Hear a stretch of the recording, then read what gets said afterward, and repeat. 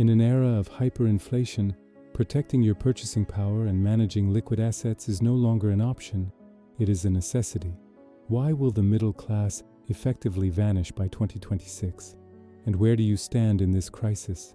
Statistics show that 90% of people lose wealth because they choose short-term speculation over compound interest and strategic leverage. If more than 20% of your portfolio is sitting in idle cash right now, you aren't just saving.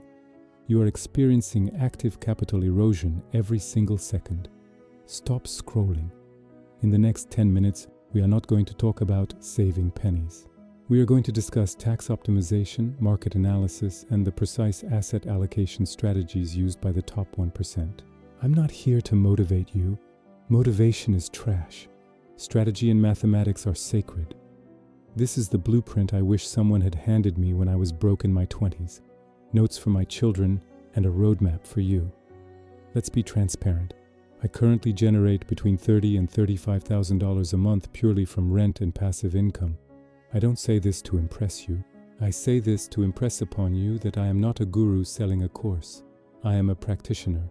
Most people fear debt. They have a loss aversion bias so strong it paralyzes them. They think debt is the enemy. But let me tell you a secret from the inside. The wealthy don't fear debt. They fear mismanaged debt. They use something called OPM, other people's money. While you are working hard to pay off a low-interest loan to feel safe, a CEO is borrowing that same money to buy an asset that pays for the loan and their lifestyle. Today, we are moving from the consumer mindset to the CEO mindset. Here is the 4-stage strategy. This isn't theory. This is physics. Stage 1. Score construction. You need to play the game. Do not use credit card limits to spend. Increase them to lower your utilization ratio. Never use more than 30% of your total limit. This isn't about spending power. It's about trust metrics. Stage 2. Capital access. This is where the magic happens. Avoid consumer loans for liabilities. Look for business loans or real estate leverage.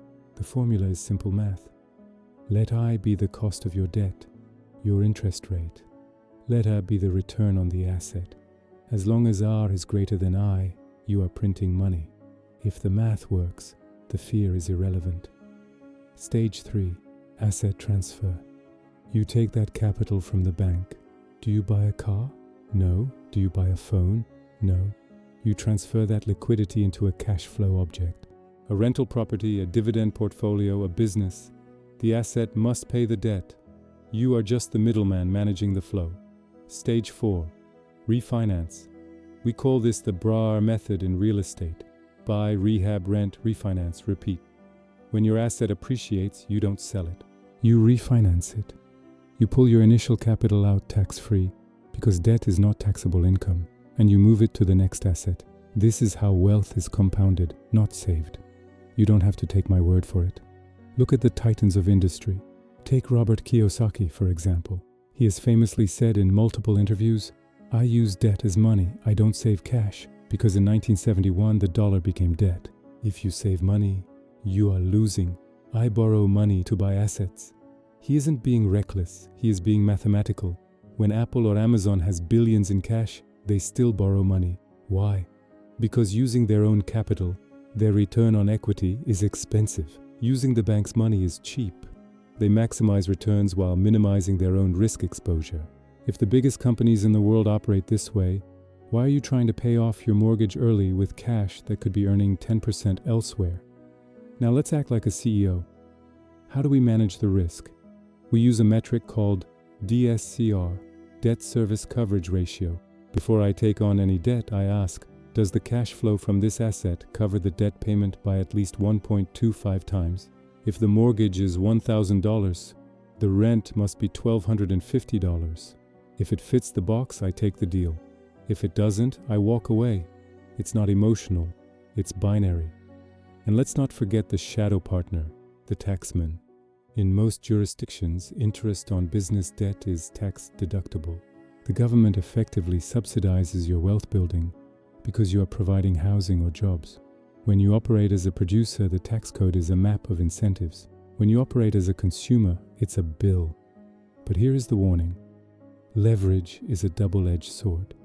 There are 3 traps that destroy the middle class trying to act rich. 1. The consumer debt trap. Thinking you can pay it back later with your salary. That is slavery. 2. Liquidity blindness. Using all your cash to pay down cheap debt. Cash is king. It allows you to move when the market crashes. 3. Variable rate risk.